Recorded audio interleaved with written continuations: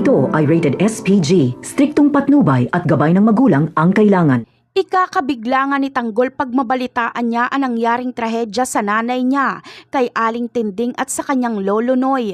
Mas lalo pang ikakagalit ni Tanggol pag malaman niyang ang kabit pala ng tatay niyang si Lena ang gumawa ng karumal-dumal na yon sa kanyang mga mahal sa buhay. Kaya balak sanang gantihan ni Tanggol si Lena, ngunit mapag-aalaman niya ngang wala na pala ito dahil tinapos na ito ni Rigor.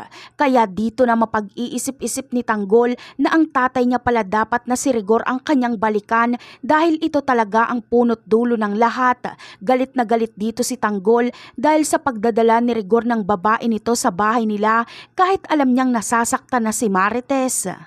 Kaya ngayon ay oras na para iparanas naman ni Tanggol ang kanyang galit kay Rigor. Kailangan niya itong turuan ng leksyon. Wala nang natitirang respeto si Tanggol sa tatay niya simula noong binaril siya nito na muntik niya ng ikasawi. Bagamat hindi pa maintindihan ngayon ni Tanggol ang dahilan ni Rigor, pero balang araw ay mas lalo siyang manggagalaiti sa galit kay Rigor pag malaman niyang hindi niya pala ito tunay na ama. Samantala, nagpapasalamat naman ngayon si Tinding at Marites dahil nabuhay pa sila sa kabila ng tinamo nilang mga sugat na ginawa ni Lena. Nagpapasalamat sila dahil kahit papaano ay nabigyan pa sila ng pangalawang buhay. Akala nila ay ito na ang magiging katapusan nila.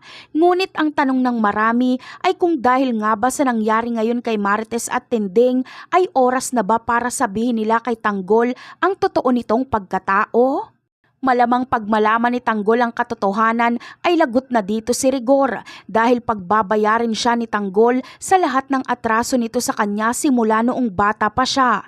Dito na maiintindihan ni Tanggol kung bakit gano'n na lang kalaki ang galit sa kanya ni Rigor kahit wala naman siyang ginagawang masama dito. At yan ang ating aabangan sa mga susunod na episode.